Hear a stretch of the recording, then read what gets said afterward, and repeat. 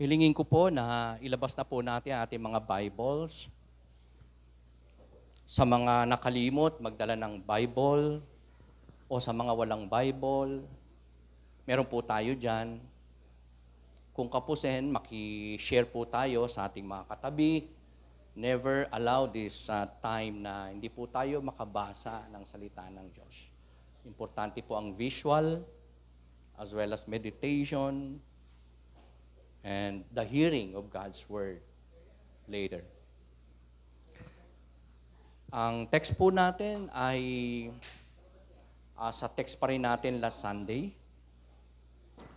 Bakit? Kasi magpa-part 2 po tayo sa ating topic po last Sunday na pinamagatan ko po na End Times Church. Hindi pa po ako maka-get over sa topic na to dahil last Sunday naging napaka-limited nung exposition, hindi po nung aking time because we have a lot of time, every preaching, we have a lot of time. But then, dahil sa lawak po ng topic na to, dahil may 19 na characteristics po tayo na pinag-usapan last time, at hindi po natin talaga siya masinsin, no, in detail, na expose. So, babalikan po natin today para ipagpatuloy sa topic na to, End Times Church, ang mga marami pang katotohanan na alam ko magre-remind sa atin sa kalooban ng Panginoon, mag-empower sa atin, magbibigay sa atin ng babala at ng pagkakataong mag-conform sa kalooban ng ating Panginoon by His Word in the power of God's Spirit. So, kung maalala natin, dalawang klase ng tao ang atin pong pinag-usapan last Sunday on this topic, End Times Church. Walang iba kundi ang mga false believers and false teachers. At sila ay merong mga characteristics. Meron sila mga negative na mga katangian. So, in exposing these 19 characteristics, negative characteristics today, tayo po ay mabibigyan ng knowledge sa mga katangiang negatibo, hindi maganda, nino ng mga false believers and churches na magfa-flood o papasok o kaya ay mag-a-arise sa mga iglesia, simbahan ng ating Panginoon. Yan po ay nagsimula nung si Kristo ay magministeryo in the New Testament times. That was more than 2,000 years ago.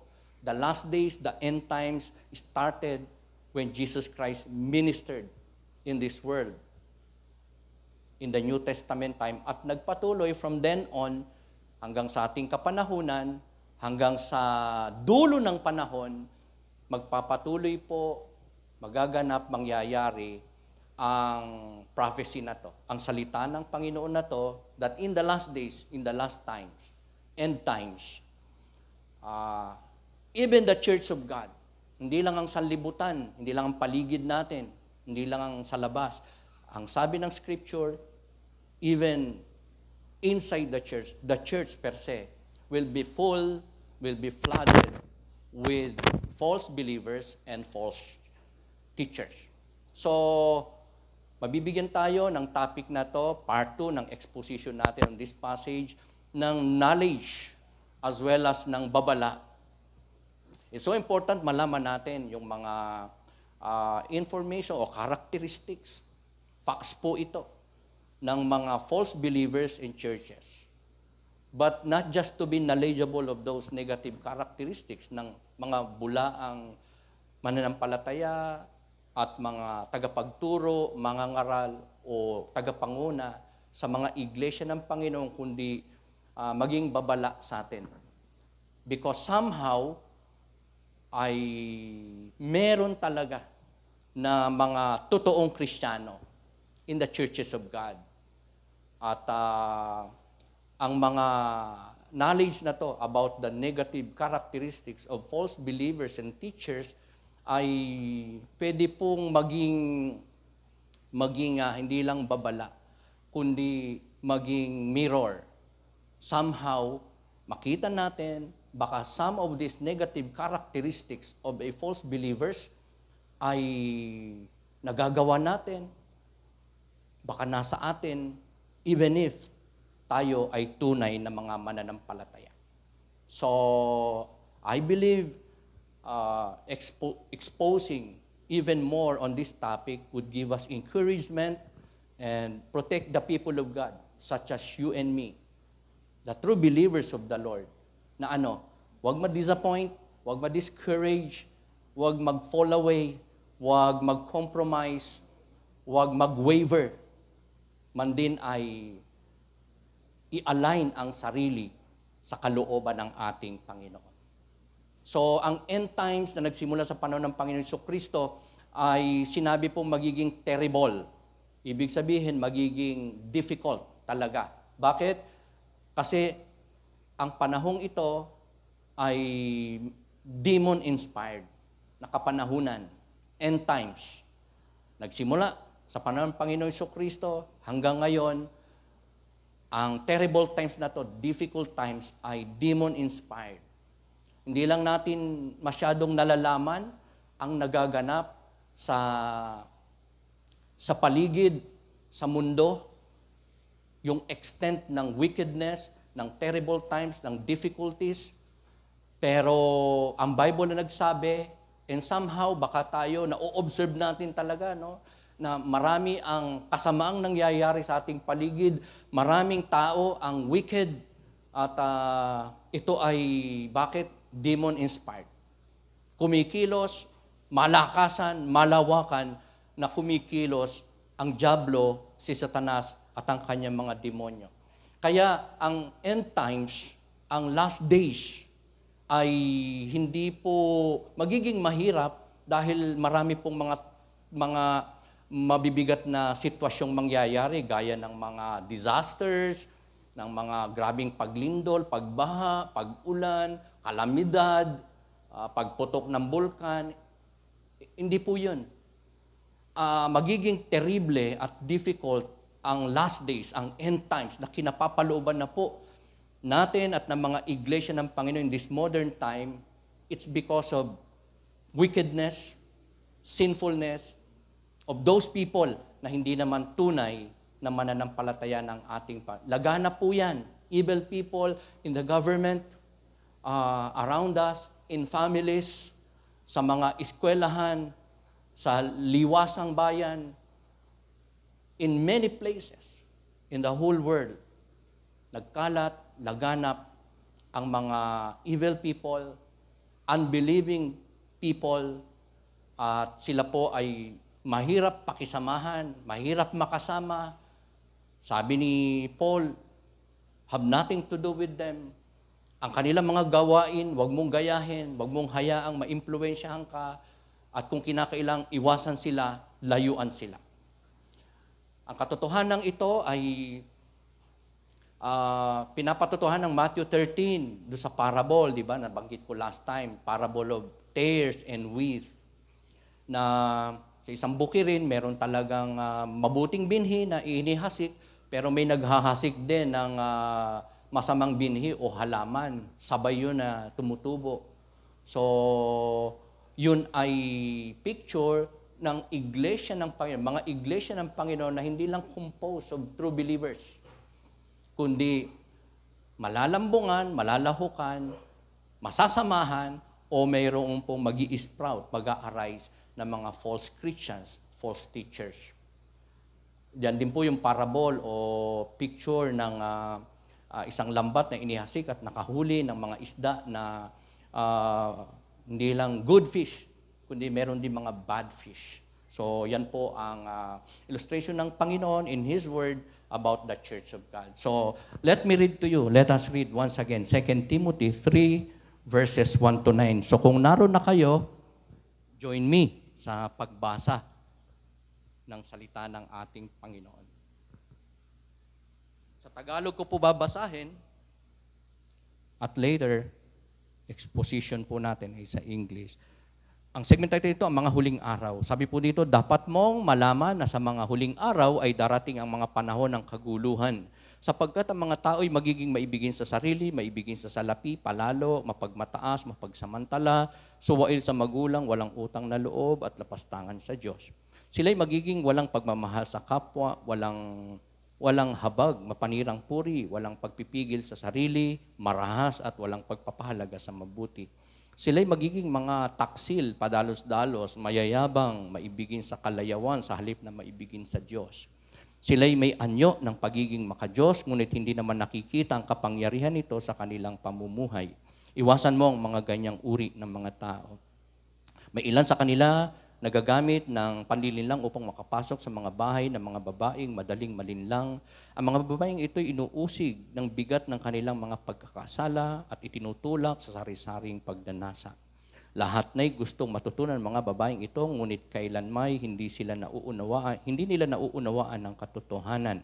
At tulad din na Janes at Jambres na sumalungat kay Moses, sila ay sumasalungat din sa katotohanan.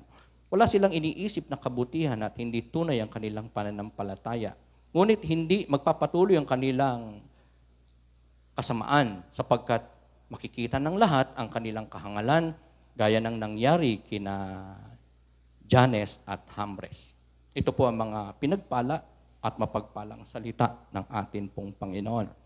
So on this topic na pinamagatan ko po na End Times Church, ay once again, i-share ko po in detail, more detailed and more exposed na kapamaraanan by the power of the Holy Spirit, by God's grace, sa ating kalagitnaan, ang mga 19 negative characteristics of the End Times Church. Yung una ay sabi po dyan sa ating binasa, sa English naman, ang sabi po doon, people will be lovers of themselves, lovers of money, boastful, proud, abusive, disobedient to their parents, ungrateful, unholy, without love, unforgiving, slanderous, without self-control, brutal, not lovers of the good, treacherous, rash, conceited, lovers of pleasure rather than lovers of God. Having a form of godliness but denying its power have nothing to do with such people. So ang una po nating makikita na negative characteristics sa ating passage ay ang mga tao daw sa end times, sa last days, na ongoing na po, is that people will be lovers of themselves, lovers of money, lovers of pleasures. Yung tatlo po na yan, na ang emphasis ay pag-ibig na nasa atin pong teksto ay pag-ibig hindi sa Diyos, kundi sa sarili, sa kayamanan o sa lapi, at sa mga kalayawan, pansariling kasiyahan, pangsanlibutan na kasiyahan.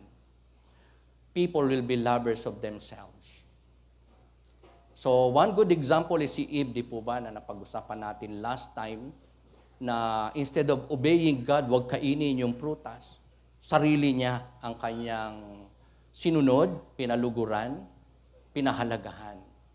Mas mahal niyang sarili niyang kagustuhan kaysa sa Diyos. No matter what yung mga paalala, yung panunukso, yung pandaraya sa kanya, but at the end of that story, temptation ng serpent kay Eva is that she yielded. At yun ay isang kapahayagan na talagang ang tao ay may pagmamahal sa sarili at hindi sa Diyos. From then on, ang mga tao na galing kay Eva at Adan ay, naging maibigin sa sarili. Ang sinusunod ay ang sariling kagustuhan at hindi ang Panginoon. No wonder, ang mga taong may pag-ibig sa sarili, hindi po imposibleng umibig din sa salapi, sa kayamanan, sa mga kalayawan, at sariling mga desires. Okay, sinabay-sabay na po natin yung tatlo na yan. So, based on the Bible, we are commanded to love God supremely. Di po ba? Yan ang utos ng Diyos. Love God, the Lord your God, with all your mind, with all your strength, with all your soul. with all of your might, di ba? Kasi yan yung pinakadakilang utos. Ang Diyos ang ibigin. Okay, hindi ang ano pa man, hindi ang sino man. Kaya yung kanta na The Greatest Love of All, sino pong kumakanta sa inyo yan? Sino po paborito yan? Yan, malimit po yung kantahin sa mga amateur singing contest at sa mga video okay. Pero never forget na ang kanta na yan ay may mga linya na hindi po biblical at nagtuturo na ang greatest love of all daw ay yung mahalin mo, ibigin mo ang iyong sarili. Okay, I'm sure, if not all, a lot of us, kabisado, alam ang kantang ito. Okay, pwede ba nating kantahin yon, yung portion na yon? Kaya nyo ba? Kasi unfair naman, kung ako lang kakanta, baka makatulog kayo. At baka mabingi kayo dahil hindi ako nasa tono, di ba? Yung portion na to, di ba, sabi, Bina, kantay mo nga. Ay, hindi mo. Huwag naman. Ito. Learning to love yourself is the greatest love of all. Purihin ang Diyos, nakakanta ko. Di ba? Learning to love yourself is the greatest love of all. Yan ang sabi ng kanta na yan. Kaya, mga kapatid, ito'y patunay na ang tao talaga ay by nature may pag-ibig sa sarili. Kaya hindi niya iniibig ang Diyos. Kaya hindi niya maibig ang Diyos kasi ang iniibig niya ay ang kanyang sarili.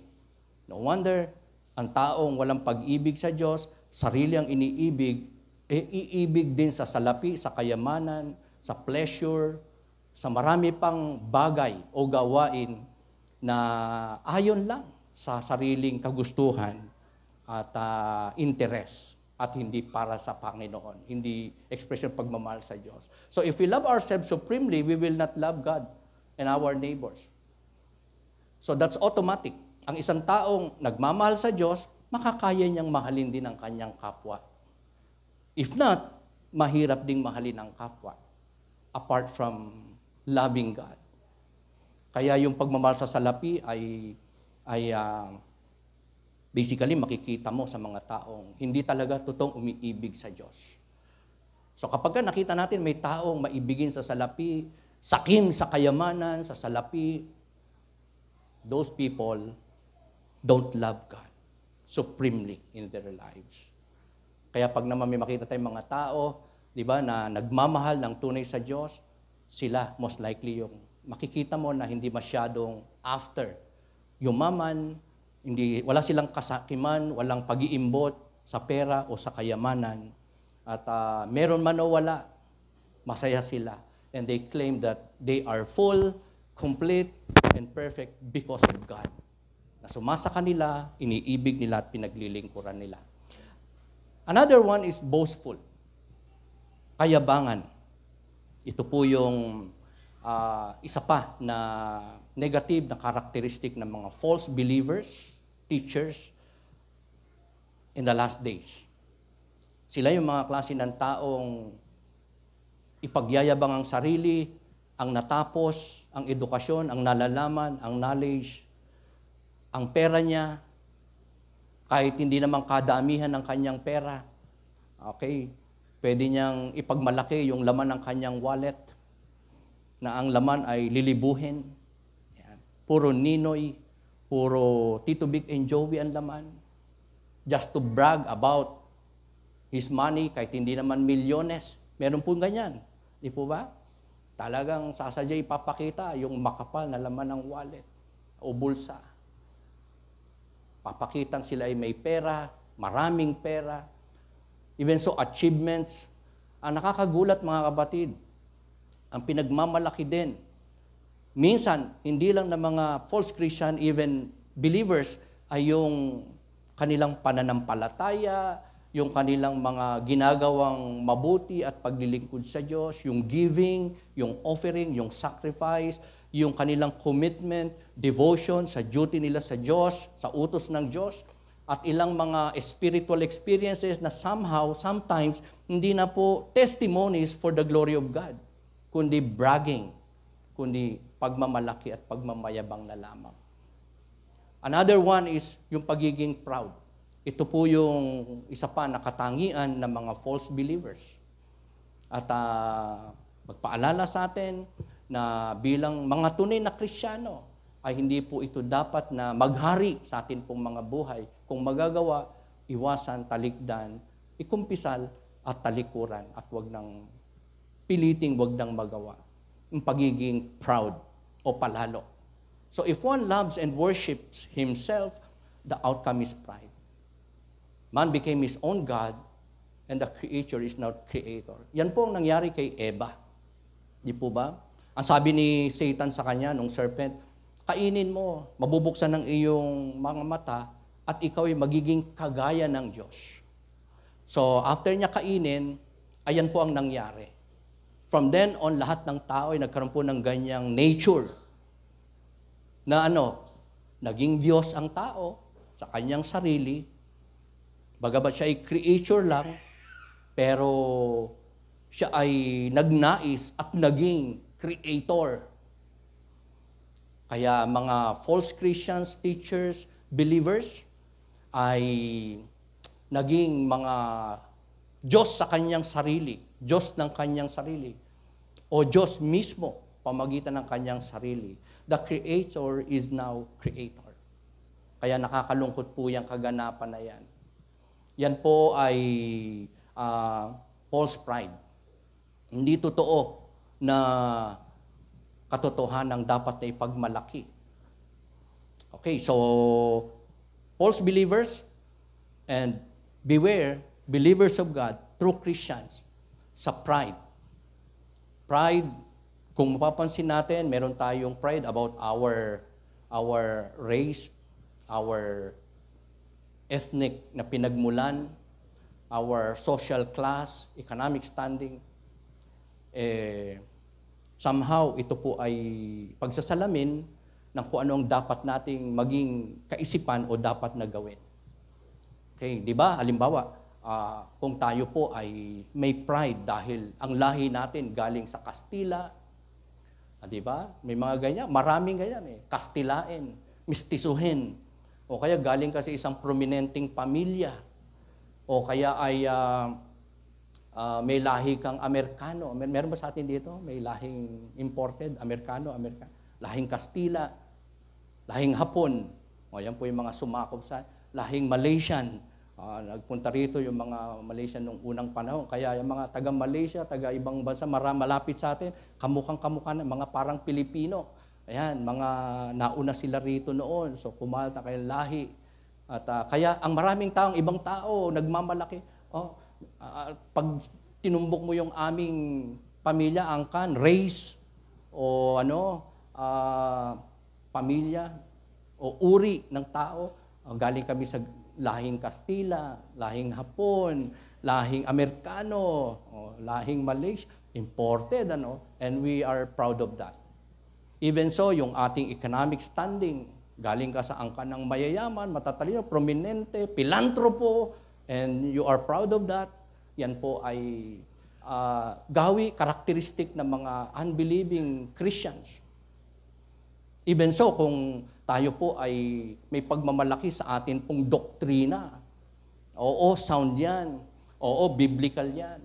Pero kung ito ay pinagmamalaki na natin, we brag about it, we are so proud about it, and isang pagmamalaki na hindi na nakakalugod sa Panginoon dahil we look down on other churches, people, doctrines, at we see them as devilish and unworthy. Ayun. At tayo ay parang may pride. Oo, talaga namang pwede pagmalaki. Ang tama, sound, biblical na teaching. Pero wag namang ipagyabang. Amen. Baka wala nang makakilala, marami ang matisod, at sila po hindi makakilala sa ating Panginoon. Another one na negative characteristic is abusive. Abusive people blasphemes others and God regardless of ethnicity, social or economic standings, denomination, and even families.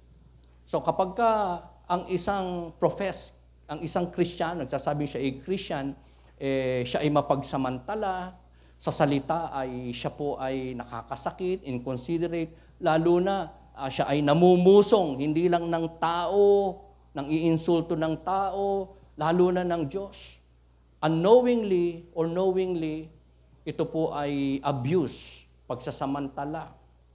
Ito po ay kawalan ng konsiderasyon sa mga taong iba't iba ang kalagayan sa buhay. Kung may mga tao po na abusive, nagbablaspheme sa tao kasi siya ay kulot na kulot, ang itim niya, ang mata niya parang hindi na makadilat, mga ganon. Siya ay maliit at iba ang kulay at iba ang balat, iba ang salita, ayan. Iba ang denominasyon, ibang kalagayan at antas sa buhay, mahirap lang at walang kaya. Ayun po. Sa ating panahon, laganap po yan. Yung nagbablaspheme, hindi lang sa kapwa, hindi lang sa Diyos, even sa mga loved ones, sa mga mahal sa buhay. Sa mga kadugo, karelasyon, kasama sa bahay, relatives, ay inaabuso, pinagsasamantalahan, sinasalitaan ng hindi maganda, pinupusong binablaspheme. Disobedient to parents, another negative characteristic. Ito yung kawalan ng respeto o pagsunod sa magulang.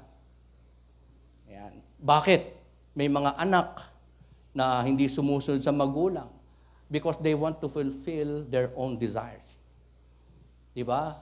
Bagamat alam natin na ang payo, sermon, turo, paalala, regulasyon ng magulang natin, tama naman. Pero bakit hindi sinusunod? Kasi meron tayong gustong gawin. Ang gusto nating gawin sundin, yung ating sariling kagustuhan. So we disobey our parents. So we must trust our parents. Kasi ang kanilang payo, sermon, paalala, turo, regulasyon, base yan. Hindi man sa Biblia, kadalasan sa Bible, katotohanan niya, karanasan nila yan. Kumbaga, papunta pa lang tayo, pabalik na sila eh. Naranasan na nila yan eh. Alam na nila yung ating mga pinupuntahan, yung patutunguhan ng ating mga desisyon, mga kaisipan, mga gawi, activities. Kaya we have to trust our parents, di po ba? If not, marka po yan. Negative characteristic yan ng mga taong hindi tunay na mananampalataya, if true believers, pero masuwayin sa magulang, ito po ay isang direkta na pagsuway sa kalooban ng Panginoon. Pagkakasala na sumuway, huwag sumunod, huwag irespeto, huwag pagtiwalaan, huwag sundin, huwag tayong magpailalim sa mga payo, gabay, turo, paalala, mga regulasyon ng ating magulang. Sabi nga, di ba, walang magulang na naghahangad na mapahamak ang kanyang anak. Whether we don't understand ang kanilang sinasabi, but if we love our parents, we will obey them. Amen? And we will not disobey them. Tiwala lang. Sunod lang ng sunod. Kahit na ang kapalit nun ay sarili nating kasiyahan, kaligayahan, comfort, convenience, mga desire sa buhay, mas importante pa rin ang maging masunurin at mapagpasakop sa kalooban ng magulang. Alam nyo, ang obedience sa parents ay magre-reflect yan paglabas natin, pagharap natin ng iba. Same is true pagka ang isang tao disobedient sa magulang, most likely sa ibang tao magiging disobedient din yan. Sa gobyerno, sa batas, sa church, sa leaders, sa superiors, sa guro, sa school, most likely magiging disobedient din ang mga tao, anak na disobedient sa parents. Although, may mga anak na disobedient sa parents, pero pagdating sa teacher, napakamasunurin. Pagdating sa kumpare, masunurin. Pagdating sa ibang tao, masunurin. Meron namang ganon. Kaya nga, di ba, may mga magulang sasabi, oh, ba't pag sa ibang saya mo, sumusunod ka sa akin, hindi ka sumusunod, nanay mo ko, tatay mo ko. O di po ba, minsan may mga ganyan. Pero basically, if someone is disobedient to his or her parents, most likely sa iba, ganyan din yan. Kung magulang nga di ba? Laman at laman, dugo at dugo, nagpalaki, nag-provide, nag-ingat, nagmamalasakit sa kanya, hindi niya minamahal, hindi niya sinusunod. How much more yung ibang tao na wala namang connection sa kanya, walang relasyon, wala namang, di po ba, wala namang pwedeng tanawin na mabuting bagay na ginawa at ibinigay. So napakadali na ang mga disobedient to parents, maging disobedient na rin sa mga ibang tao, teachers, superiors, government, law of the land, and even to God. Ungrateful, another negative characteristic ng mga false believers and teachers in the last days and times. Ang pagiging unthankful and not appreciative to what their parents have done. Ayan. Kaya, when we disobey our parents, pwede ring magawa natin ang maging ungrateful. Or isa ito sa dahilan kung bakit tayo nagdidisobey sa ating parents dahil wala tayong pagtanaw ng utang na loob sa kanilang ginawa sa atin, pag-aaruga, pagpapalaki, pagpo-provide ng lahat ng ating pangailangan, pag-iingat, pagmamahal sa atin, pagmamalasakit, nagpupuyat sila, tinataya ang buhay, lahat gagawin, lahat ibibigay para sa ating kapakanan. So we need to be grateful. We need to be thankful. Marka yan ang tunay na mananampalataya. At ito ay negative na characteristic ng mga false believers. Walang utang na loob. Hindi mapagpasalamat. Hindi appreciative. Especially sa mga magulang. Pero pwede rin hindi tumatanaw ng utang na loob sa mga taong nakatulong sa atin. Kadugo man o hindi, kakilala man o hindi. Sa simbahan, di po ba? Ganyan. We need to be grateful to God for our church, for the pastor, for the leaders, for the workers of the Lord. Kaya ako po nalulungkot kapag meron pong isang Kristiyano, kahit napakatagal na sa pananampalataya, sa gawain, isang araw tumigil sa pagsisimba. Isa po ito sa nalilimutan, yung maging grateful, maging thankful. Saan? Sa ginawa sa iyo ng Panginoon in the lives, through the people around you, in the church of God, outside the church, in the family, in the community. So, negative na characteristic po ang pagiging ungrateful. Ang lahat ng mga mapagpasalamat, appreciative, magsabi nga ng amen.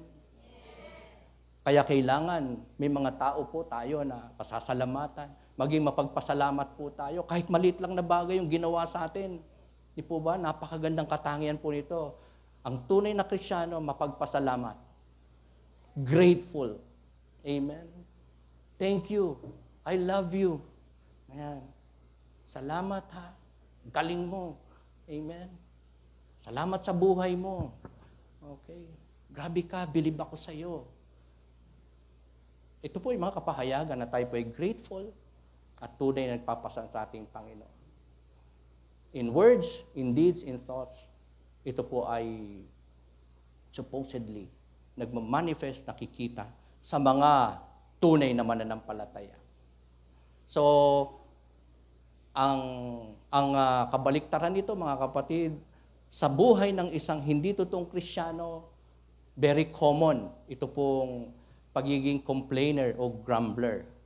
Lalo na kapag nakaranas na sila ng mga discomfort, hindi nila nakuha yung gusto nila, hindi nila nagawa yung desire nila, hindi napagkaitan sila ng karapatan, o kaya ay na-hurt, o kaya ay na-set aside. Ayan, ang mga false believers are common to be grumblers and complainers. Lalo na pag nahihirapan siya, nabigatan siya, nasaktan siya, na insulto siya, nakaring siya, hindi niya gustong marinig, makita, maranasan, inside and outside the church. Ayan. Because of discomfort, they complain.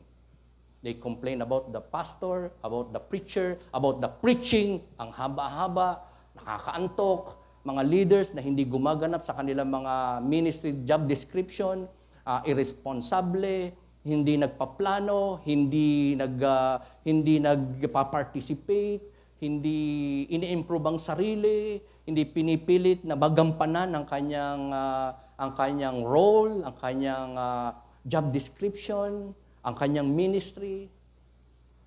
Complain. At hindi lang sa church, sa pamilya, kahit sa gobyerno, sa mga taong gobyerno, sa pamamalakad ng gobyerno. Iko-complain ng mga taong hindi tunay na mananampalataya. Magiging complainer and grumbler. Ito po ang isang marka ng hindi tunay na Kristiyano. At sana, pag nararanasan natin to sa ating buhay bilang mga tunay na Kristiyano, ma-remind sana tayo ng negative na characteristic na to ng false Christian. This should not be happening o manifesting sa buhay ng mga mananampalataya. Tunay na mananampalatayang kagaya po natin, na tayo ay maging grumbler. Bakit? Kasi dinidisiplina ng Panginoon ng mga complainer, ang mga Israelites, di ba? As I've said last time, di ba? Pinili na sila ng Diyos out of a lot of nations. Maraming tao pwedeng piliin, sila pinili, Israel, ang liit-liit na bansa. Nung magkasala sila Diyos, pinasakop sila, pinarusahan sila, naging na-captivate sila ng Egypt, pinahirapan sila doon for 400 years, pero eventually, kinahabagan sila ng Diyos, naghimala ang Diyos, pinagpala sila ng Diyos, hinati ang dagat, nag-supply sa kanila lahat ng kailangan nila sa wilderness, papunta sa promised land. Pero dumating pa rin pagkakataong sila ay nagre-reklamo sa Panginoon. Nawalan sila ng gratefulness, nawalan sila ng respect, nawalan silang pag-ibig sa Diyos. Ano nangyari? They were, from time to time, being disciplined by God because of complaining, because of grumbling. Kaya mga tunay na Kristiyano, mapagtiis yan, may contentment yan. Amen po ba? Okay? Hindi tayo nagre-reklamo. Kapag lumampas na isang oras ang preaching, pag nakatulog ka, nakakaantok no? Papalad ka nga, nakatulog ka. Kagabi, kami, mga preachers, hindi po kami makatulog ng maayos. Di ba? Tapos, halimbawa, kung tutulugan mo ako ng 5 minutes, 10 minutes siya habang nagpipreach ako, napakapalad mo nga eh.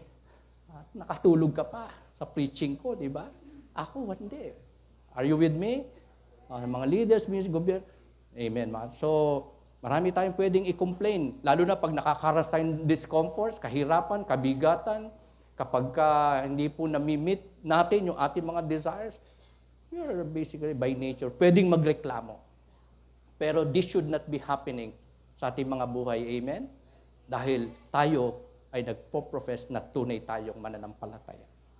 Unholy. Love of self leads to irreverence and no fear of God in thought, conversations, entertainment, and action. Ang kawalan ng kabanalan. Ito ay kawalan ng paggalang, takot, at respeto. Most of all, pagmamahal sa Diyos. Kaya ang unholiness ay hindi lang naman ito towards God. Hindi lang ito nagmamanifest sa pamagitan ng pagsisimba, ng pananalangin, pagbabasa ng Bible, ng mga spiritual duties and activities, kundi ang unholiness ay nagaganap din sa ating isip, sa ating kalooban, sa ating nararamdaman.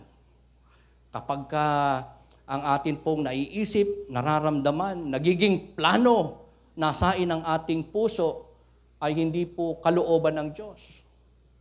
Yan po ay unholiness.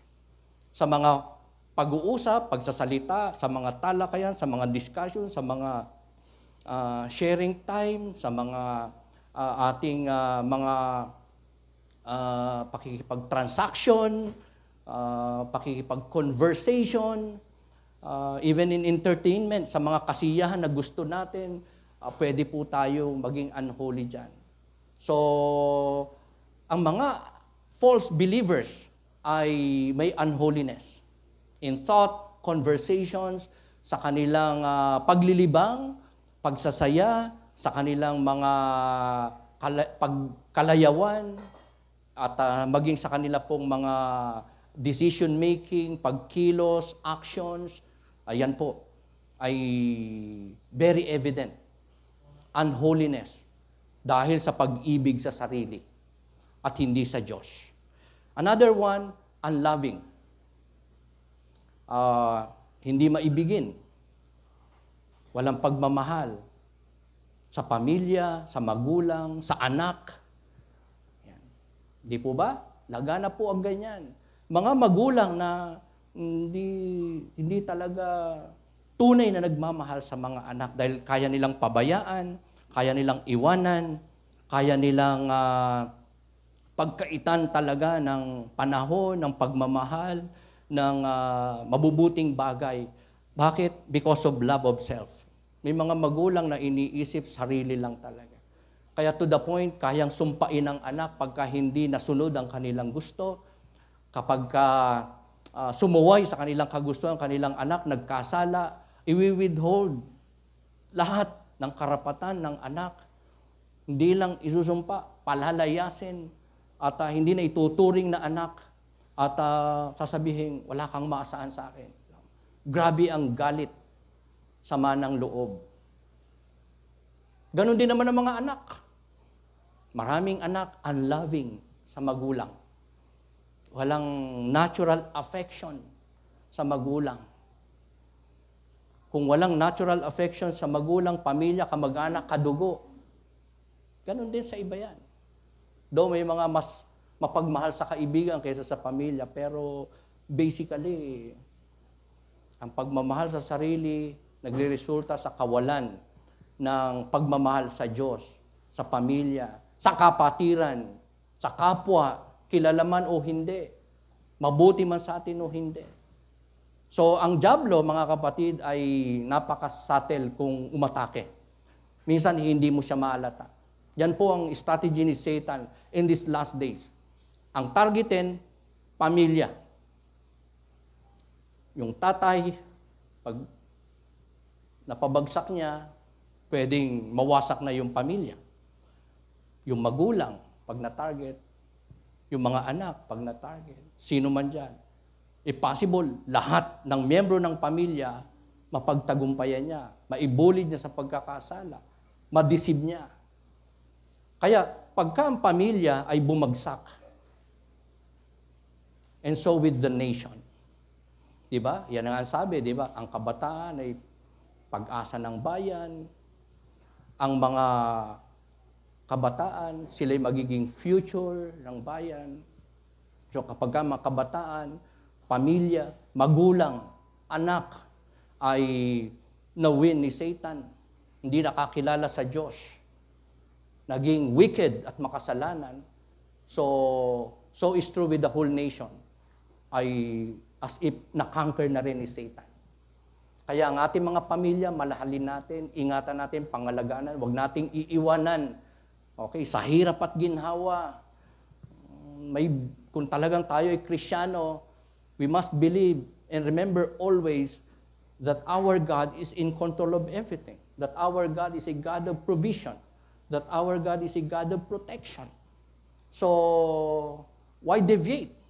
Why defy and violate God's will na ipagpalit ang material, ang sariling kagustuhan para sa pamilya, lalong-lalo na kung para sa Diyos. Kaya mga kapatid, marami po ang nasisirang tahanan, relasyon, samahan, even church, because kulang o wala ang natural affection ng mga tao because of unholiness, because of being unloving, unforgivingness. Ito po ay another negative na characteristic ng mga false believers. Hindi marunong magpatawad. Irreconcilable siya. Unyielding siya to be reconciled with someone.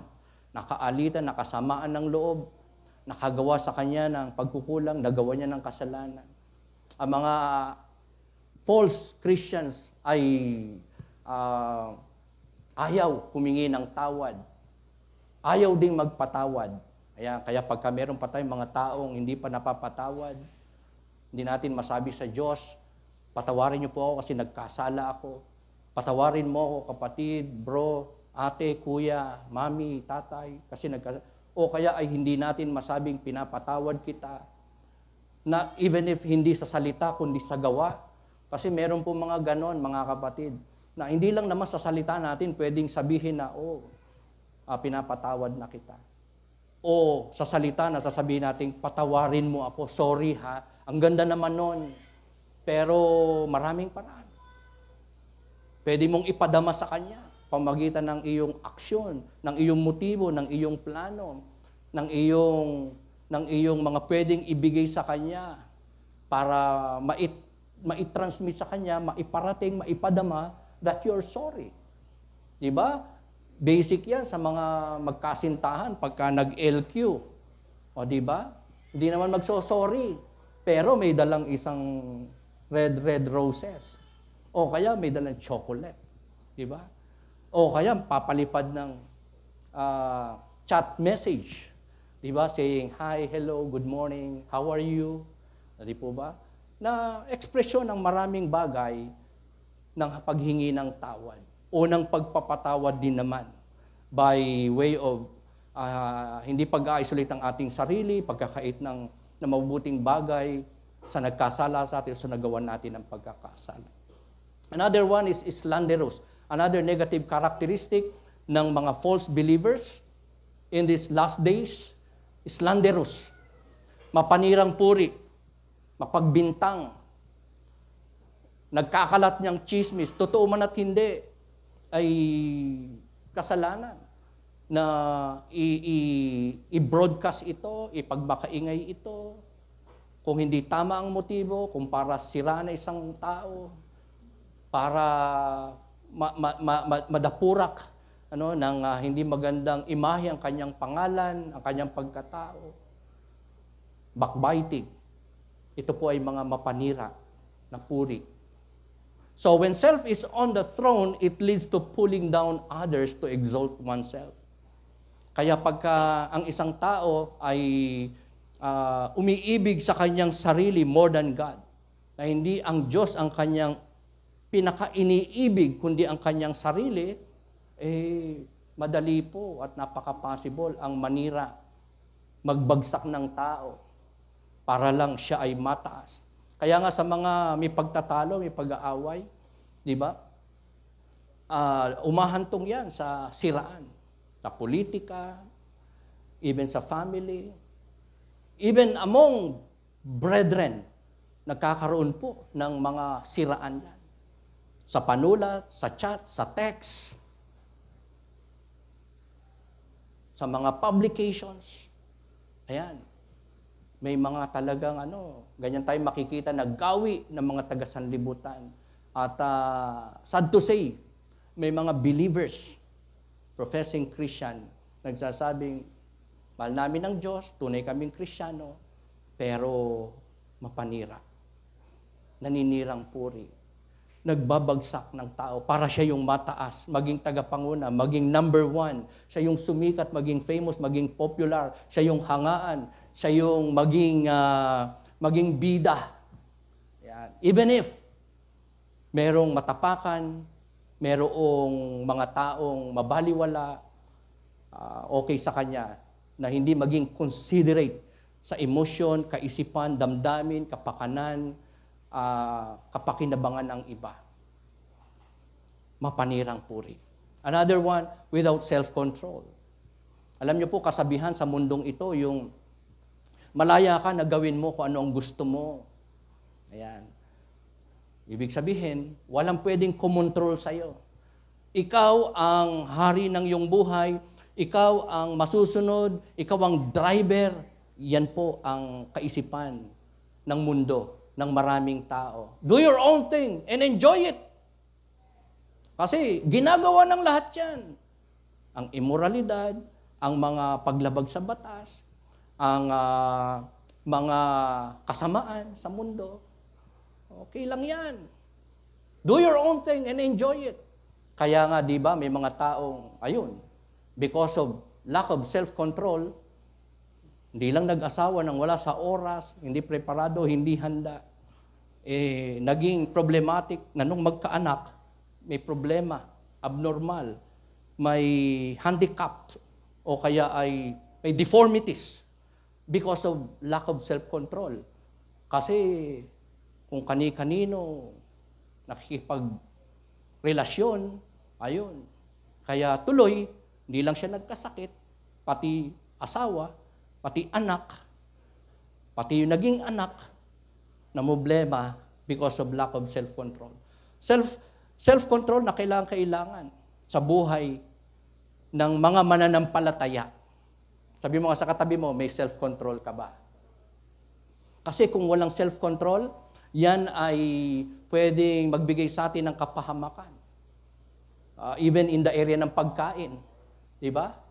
Without control, magiging obese ka. Lalo, talagang pwede kang maging unhealthy. Overeating, oversleeping, okay? Lack of control sa mobile phones natin, social media, Facebook, a lot more, games sa mobile, o anywhere else na games, entertainment, luxuries, lalo na bisyo, mga bisyo. Huwag nating sabihin na walang Krisyanong walang bisyo, na ang mga taga-sanlibutan lang, ang mga unbelievers lang, ang mga hindi tunay na Krisyano lang ang may bisyo. Minsan, ang mga mananampalataya nagkakabisyo. So salamat kung wala kang bisyo, kapatid. Ang lahat ng mga walang bisyo, magsabi ng amen. Oh, praise God, dami natin. Pero ang sabi ng ating passage, in the last days, even the church will be flooded, will be full of false Christians. Wicked people. May tares talaga. May dawag. May bad fish. Okay. Lingkunin nga natin ating mga katabi. Okay. Mukha bang good fish? Mukha bang trigo? O mukhang adik? Kasi sabi dyan, di ba? Ayan. False Christians, characteristic nilang isa pa, without self-control. Walang control, kaya may bisyo. Maraming bisyo. Kahit Kristiyano, may bisyo. Kaya, sa Church of God, pwede pong magkaroon, o bahain, o mapuno din ng ng mga adik. Adik sa mobile games, adik sa social media, adik sa entertainment, adik sa pagkain, adik sa pahinga. Sobra-sobrang pahinga, oversleeping. Ayan. So nakakalungkot po ito. Hindi lamang sa buhay po ng mga unbelieving people, wicked people, hindi totoong Kristiyano, even so sa buhay ng mga mananampalataya. Kaya nga sabi ko kanina, somehow, this topic, part 2 ng atin pong topic last time, End Times Churches, is somehow hindi lang magbibigay sa atin ng awareness, ng knowledge, kundi ng babala, even if tayo po ay tunay na mga Kristiyano. Are you with me? Another one, brutal, marahas, gaya ng isang hayop na mabangis. Di ba? Marami pong tao ganyan. Hindi lang gusto kong ibagsak, hindi lang gusto kong siraan, hindi lang gusto kong saktan emotionally, mentally, relationally, or maapektuhan niya ang buhay mo, 5 minutes, sa finances mo, sa materialismo, sa karapatan mo, sa pribilehiyo mo, even if physically they were able to inflict harm. Dangerous, so dangerous that they even decide in themselves, in their minds. They are able to kill, murder people. Yan ang kaisipan, gawi, characteristics ng mga hindi tunay na mananampalataya, wicked people. Amen? So, kung tayo, totoong Kristiyano, hindi tayo dapat na maging at times marahas. Kung yan ay nakikita nating sarili na napaka, tayo, parang kaya nating pumatay, o may gusto tayong saktan sa isip lang natin, ha? Di ba? Ganun po ang sabi ng Biblia. Walang kaibahan yung pinatay mo ng aktwal lang isang tao, na sa isip mo lang, sinabihan mo ng, sorry for the word, kasi nakasulat naman sa Bible. Walang kaibahan yung may pinatay ka, sinaksak ka, tinadyakan ka, sinuntok ka, o sinakal mo talagang, kinitila mo ng buhay, kung sa isip mo lang sinabihan mong ulol ka, tanga ka, gago ka, walang hiya ka. So ito ay pwede po na mangyari, even sa kaisipan, puso, damdamin, buhay ng isang mananampalataya. Tunay na mananampalataya, because of anger, ay, di mo ba? May tendency to be brutal. May tendency na manakit. May tendency pumatay ng tao. Hindi man literal at actual, kundi kahit sa isip lang. Kahit sa damdamin lang. Ay pwedeng maganap ito. Even in the lives of the people of God. Kapag ka hindi mo nakuha, hindi niya nakuha ang gusto niya, hindi niya nagawa yung desire niya, hindi niya nakamit yung kanyang gustong maranasan, maangkin sa kanyang buhay, they become brutal, like beast, wild animals, na brute or brutal. Not lovers of good. Sabi ko nga po last time, people in the last days would be loving those things that they should hate. And they hate those things, people, activities, works that should be loved. Gaya halimbawa ng salita ng Diyos, preaching, worship, prayer, serving, katuwiran, righteousness. Ito po ang mga mabubuting bagay na dapat na minamahal. Pero sa mga hindi tunay na Kristiyano, sa mga masamang tao, if I may include even in the lives of people of God, what they love, they hated. Gaya ng mga bagay na salita ng Diyos. Hindi binabasa. Pag nasa church, nakatingin nga sa preacher, pero ang isip, inahayaang lumaboy, maglakbay ng maklakbay kung saan-saan. Anong oras kayo matatapos si pastor? May lakad ako. Tapos pagka narinig ang salita ng Diyos at tumama, na-offend, nagtatampo, nagtatayong sama ng loob, pinipersonal ako ni pastor. Ang pangangaral ng salita ng Diyos, ang pagsamba, minamahal, pananalangin, paglilingkod, katuwiran. Mahal ba natin ang salita ng Diyos?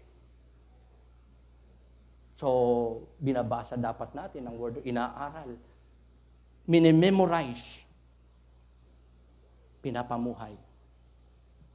Hindi lang paglinggo, pinapahalal sa salita ng Diyos. Mahal ba natin ang pagsamba sa Diyos? Parang paunti ng paunti, pawala yung nagsasabi ng yes, amen. Siguro, palagi tayong late. Okay. Kung mahal natin ang dapat nating mahalin, kung hindi natin kinakamuhian ang dapat nating mahalin, gaya ng worship, 2 minutes. Dapat, on time tayong dumadating sa church. Because ang praise and worship, pagsamba sa Diyos. Hindi mo to kayang gawin sa opisina, sa bahay mo lang. Pwede naman, pero iba yung nandito ka. Corporate worship. Kasama mo ang mga saints, ang mga banal, ang mga mananampalataya sa isang appointed place, period ng Panginoon. Sinulat sa Biblia, utos ng Panginoon, ang pagsamba. So, you miss worship kung di tayo organize sa ating time. How can we say we love God? And I don't love myself kung yung ating mga oras unmanageable, disorganized. So, paano natin yan magagawa? Mahalin. Ang dapat mahalin kung hindi natin pinapahalagahan ng mga ito. Preaching, worship, prayer. Do we love prayer? Nagpe-pray ako, Pastor Vic, sa bahay every day. Tatlong beses mga isang. But if you really love prayer, you will consider corporate prayer, prayer meeting, midweek worship, midweek preaching. Are you with me? If we love God, we will give time. We will love what should be loved. If not, we hate what should be loved. Kung nagkukulang tayo sa mga bagay na ito, dapat natin pahalagahan, ibigin. It's the same as we hate it. We ignore it. We don't value these things that God has commanded. Kaya, sana, ang ganda, no? Na next Sunday, alas 9 ang service. Alas 9, andito na tayo. Para sama-sama tayo nagpupuri sa ating Panginoon, kumaawit, kumakanta. Sa Diyos na may likha sa atin. Are you with me? Hindi mo yan magagawa sa bahay. Kasi nag-iisa ka lang doon. Dalawa lang kayo, pamilya dito. Kasama natin ang mga mananampalataya. Publicly, we worship God. We obey God. Utos yan ng Panginoon. Ang maglingkod sa kapatiran, aming pagpapala sa mga kapatiran. Yan ay pagiging matuwid sa kalooban ng ating Panginoon. In the last days, there will be terrible times, difficult times, because of evil people na hindi totoong Kristiyano. Isang katangian pa nila is that they are treacherous. Sila ay taksil, traidor. They betrays others. Kaya hindi sila mapagkakatiwalaan na maging kaibigan sa friendship, sa relationship, sa partnership, sa transaction, sa commitment. They can tell lies and break promises. Having this spirit of traitorship, treacherous, betrayal. Okay. Kung ikaw ay tunay na Kristiyano, naranasan mo na magtaksil, mayroon kang i-backbite, meron kang pagtaksilan, meron kang pangako na hindi tinupad, how do you feel? Are you convicted?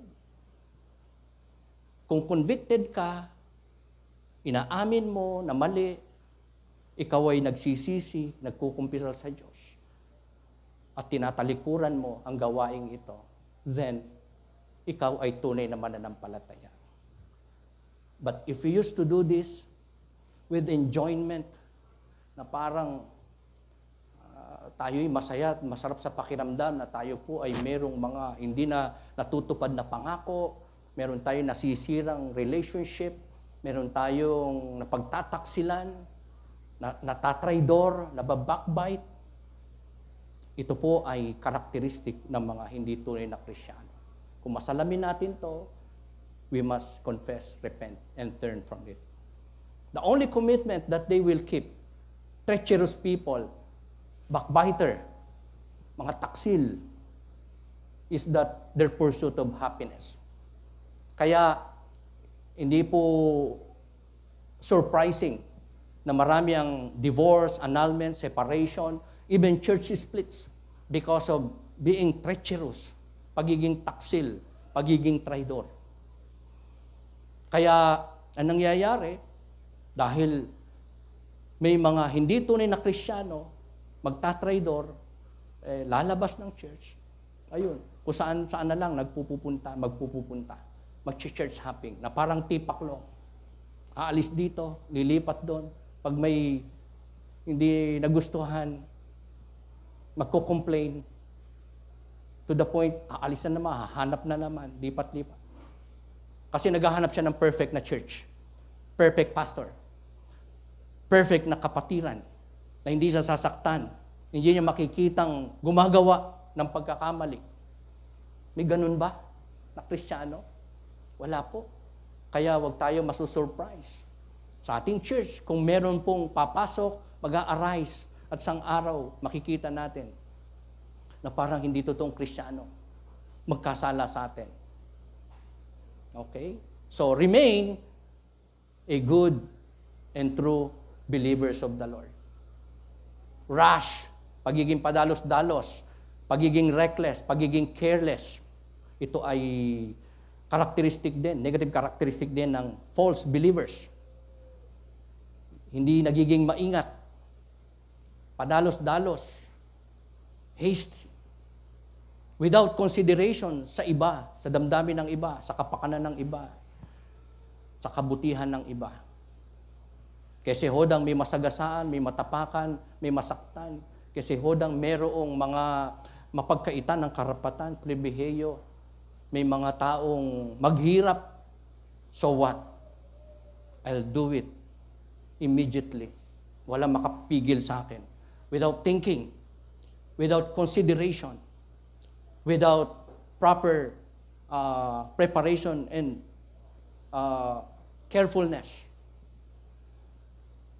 Because gustong masunod ang gusto, ayun, gagawin na lang ng agad-agad, ng walang pag-iisip, hindi pinagpe-pray ang maraming bagay. Without considering a lot of things. Being rash. Being conceited, ito po ay pagiging napagmataas o pagiging arrogant, pagmamalaki, egoistic. Okay? Pagtingin sa sarili ng higit sa katotohanan na kalagayan sa buhay. High opinion of oneself, prideful, may exaggeration ang pagtaya sa sarili o sa sariling kakayanan, narating, kalagayan. Okay? This is conceit or being conceited. Yung ikaw ay puff up na parang nagmamalaki. Ayan. So, maganda mapaalalahanan tayo ng James 4:6. God resists the proud but gives grace to the humble. Alam nyo, kahit tunay tayong Kristiyano, kapag tayo pinagpapala, meron tayong nagiging accomplishment, meron tayong nagiging blessing, meron tayong nagiging fulfillment, enjoyment in life, and we attribute it to God. But never, ever be puffed up.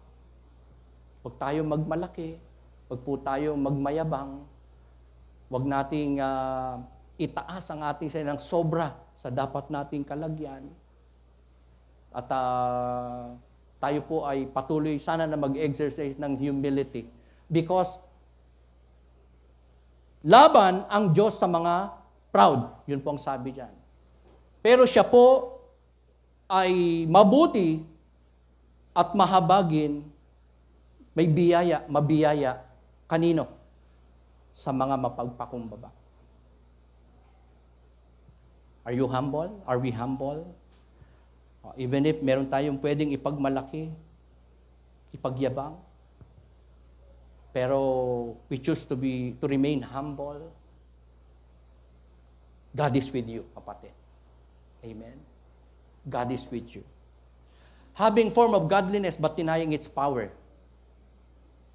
Ito po yung sa outward appearance, may kabanalan, maka-Diyos, sa kasuutan, disente, formal, ang ganda, ang haba, meron pang kung ano-anong mga ornaments or kasuutan, extended na mga bagay-bagay sa katawan. Even mga ginagawa, ritual, pamamaraan, pero hindi tunay na Kristiyano. Kaya nga, in the Church of God, in the last days, na nagsimula na, in the New Testament, in the time of the Lord, hanggang sa ating kapanahonan, end times, last days na po. At ang characteristics ng church, the last but not the least, is that ang mga false believers and teachers will be having form of godliness, but denying its power. Nagulat kayo saan ba? Sa kulog o dito? Dito tayo magulat, mga kapatid. Okay. Ano ba yun? Pagtutol ba ng langit yun dito? O pagsang-ayon, yung kulog na yun? Pagsang-ayon? Ayan. Kaya ang dami nating makikita outside, mga kapatid. Sobrang relihiyoso, sobrang devoted, linggo-linggo nagsisimba, 3 beses sa linggo nagsisimba. Puting-puti ang suot. Paglinggo ang aga sa church. Nagtataas pa ng kamay, nagpupuri, nagpapasalamat. Nagsuserve. Having form of godliness, but denying its power. Bakit? Kasi walang transformation. Oo, nawala yung bisyo. Nagkaroon ng reformation. Siguro, hindi na naging chismosa. Nawala yung barkada. Hindi na nagyoyosi. Hindi na umiinom ng MP. Hindi na bababae. Hindi na lalaki. Hindi na nagmumura. Pero walang regeneration naranasan. Walang personal encounter with God, with the Lord Jesus Christ. Alam niyo, personal encounter with God, regeneration, yung nangyari kay Apostle Paul sa Damascus Road. Nakakita siya ng matinding liwanag. Hindi siya makatingin. Bumulagta po siya. At ang narinig niya ay boses. Saul, Saul. Si Pablo po yun. Bakit mo ako inuusig? Who are you, Lord? Who are you, Master? Ako si Jesus. Ako ito. To cut that story short. From then on, siya po ay naging Kristiyanong tunay. Pero zealous po siya. Pharisee of Pharisees. Kabisado niya ang 5 books of Moses, ang Pentateuch. Siya po ay napaka-zealous na Hudyo, na Israelite. Sumusunod sa lahat ng batas, rituals, kapistahan, kapamaraanan, utos ng Diyos in the Old Testament times. Pero hindi niya nakikilala yung Savior, yung man-incarnated God.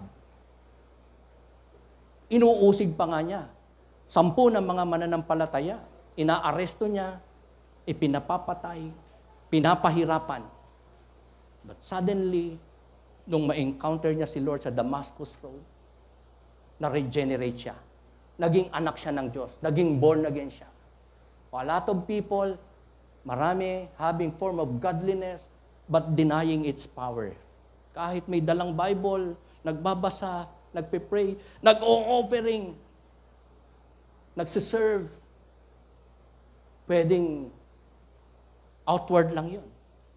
Pero wala pa talagang personal, saving encounter and relationship with God. Pagkabuhay na mag-uli. Pagkakaroon ng kapuspusan ng Holy Spirit sa puso at buhay. But an outward appearance of religion, no power to change lives, and they are not true faith. They don't have true Christian faith. So, on this acrostic topic natin, ETC, hindi po electronic toll collection ng SLEX, kundi End Times Church. Once again, for the second time, we've discussed 19 negative characteristics ng mga bulaang Kristiyano, hindi totoong Kristiyano, man din ay mga lingkod ng Panginoon. So, the insight that I would be leaving to you ay isa lang. At isang proposition. This is the insight. Pwede ba nating basahin sabay-sabay? Ready? 1, 2, and 3. We live in a pleasure-mad world where pleasures are just shallow entertainment and escape. They are not enrichment and true enjoyment. Sa mundong ito na ginagalawan na natin, considered as last days, end times, difficult times, dahil marami po ang hindi tunay na mananampalataya around us, inside our homes, our family, our church, pleasure-mad world. Dahil sa pag-ibig sa sarili, ang gusto ay sariling kasiyahan, sariling kaluguran, sariling kalayawan. At hindi ang Diyos ang pangunahin. Umiibig sa sarili, kaya walang pag-ibig sa Diyos. Walang pag-ibig sa Diyos, kaya umiibig sa sarili. No wonder, di po ba? Ang gusto ay ang sariling desire ang masusunod at gagawin niya. Ang mga temporal things ang kanyang ginda, ang kanyang desire. Pero ang mga yon, kayamanan, katanyagan, pagiging famous, pagiging popular, even if pagiging smart and skilled, are but temporal. Mababaw lang yan. Shallow entertainment. Mababaw na mga kaluguran. Mababaw na, mababaw lang na mga pansamantalang kaligayahan. And somehow, an escape to to the reality of life, to the truth of God's Word, to the truth of God. Ito ang pinupunta ng maraming tao. As if kung sila ay masaya, nagagawa gusto, sila ay mayaman, sila ay successful, popular, etc., they claim to be God's true people. Pero hindi. Hindi. False believers and false Christians. Wala sa sanlibutan, mga sanlibutang kaligayahan, kalayawan, mga bagay, ang totoo, makalangit, kalooban ng Diyos na enrichment and enjoyment.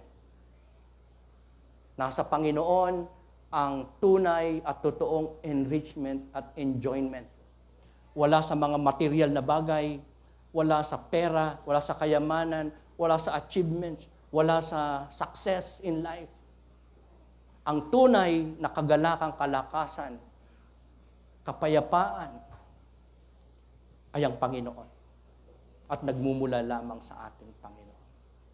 So we should not love the world and all that is in it, because everything in the world is temporal, pansamantala, pangsanlibutan, nabubulok, lumilipas, iiwanan, hindi madadala sa hukay, hindi madadala sa langit.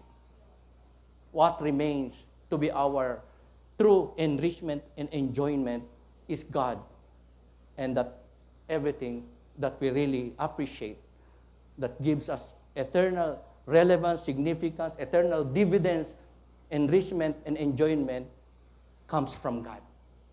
It is God alone. Number 2, proposition. Isa lang po. Basahin po natin sabay-sabay as we close. Ready? 1, 2, and 3. Love God and enjoy fullness of life, here and forever, rather than pleasures of sin that can only last for a brief moment. Halos na-touch ko na po ito sa insight. Pero I would emphasize love. Love not of ourselves, but love for God. Can we say to ourselves today that who we love the most is God? Not our wife, husband, children, family, best friend, jowa, trabaho, negosyo, opportunities, pera, property, kayamanan, gadget. Can we say to God that it is you, Lord, that I really love the most? Yes, I love my family, my husband, my wife, my girlfriend, my boyfriend. I love these things. I love this pleasure. I love this comfort. But not same as you. Not as over and above you, O God. It is you, O Lord, that I really love the most. Kung nandiyan ka na sa ganyang kalagayan, I'm sure you are a true believer. At hindi ka na madadaya ng sanlibutan, ng dyablo, ng kaaway. Oo, pwede kang isang araw magkasala, magkamali, mag-compromise, mag-yield, even intentionally magkasala.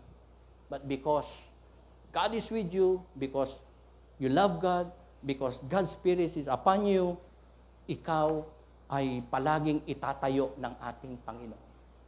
Palagi niyang i-restore anuman ang nawala sa iyo, nalugi sa iyo. Anuman ang nanakaw sa iyo, kayang ibalik, i-restore, at i-provide ng Panginoon. Because God loves you. Because you love God. So ang buhay natin sa mundong ito, importante, puspos ng Espiritu ng ating Panginoon. Nakasentro sa Panginoon. Dahil ang buhay na sa mundong ito, pansamantala lang. Sooner or later, we will die. Pero may life after death na napaka-importante above all things, above anybody else in this world, around us, in our lives, na makakapag-satisfy talaga sa atin, makapagbigay sa atin ng walang kaluwalhatiang kasaganaan, kasiyahan, kagalakan, kapayapaan, and that is to be with God. Not just in this life, in the Spirit, but in the life to come, with God, in His presence, sa kanyang bosom, sa kanyang kingdom, sa kaharian ng ating Panginoon in heaven above. So, life here and forever ay pansamantala, pangsanlibutan. Pero ang Diyos at ang pagiging nasa Diyos at ang pagkakaroon ng Diyos sa buhay ay pangwalang hanggan. Ito ang tunay na kagalakan, kapayapaan at katagumpayan. That's the only thing that will last forever. Our relationship with God. Yan ang pagmumulan at magiging dahilan para po tayo ay maging mga mananagumpay in this life, blessed, victorious, faithful, loving, hindi lang sa mga tao sa ating paligid, sa simbahan, sa kapatiran, sa pamilya, sa loved ones, kundi first and foremost sa ating Panginoon. Can we say, God, I love you. Jesus, you are my Lord. Enjoy God in your life. May God be with you. Palakpan po natin ang ating Panginoon. Tumayo po tayo. Tayo po'y umawit sa ating Panginoon.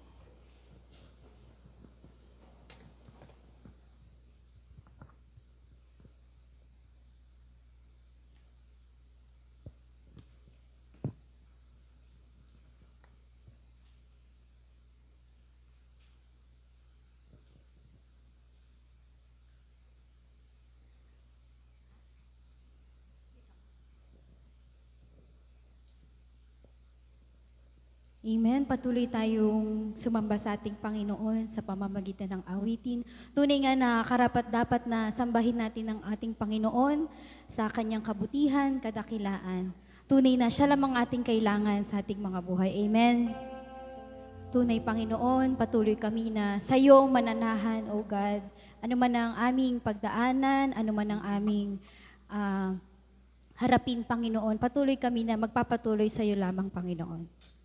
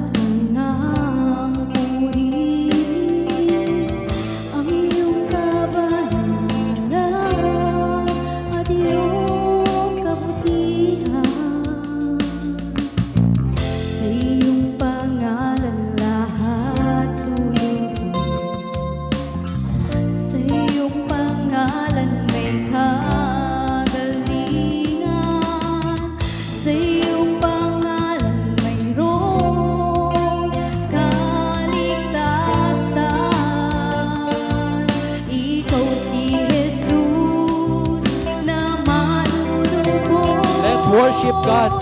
Jesus Christ is His name. Yes, Lord. We praise you, Lord.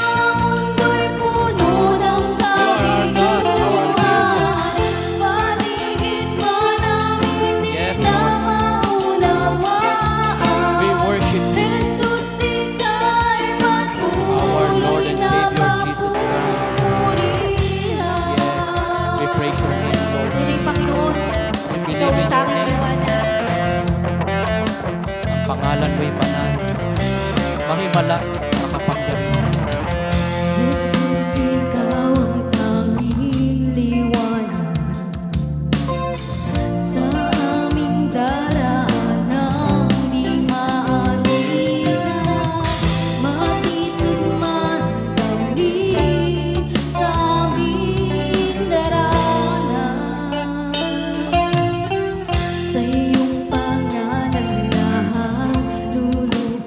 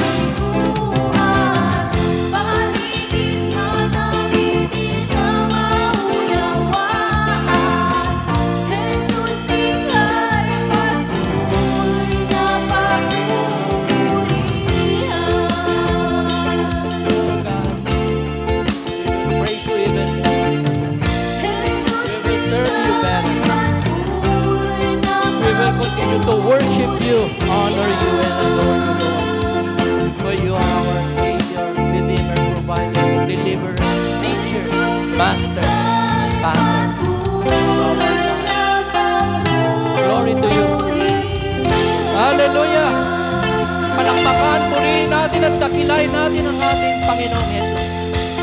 Amen.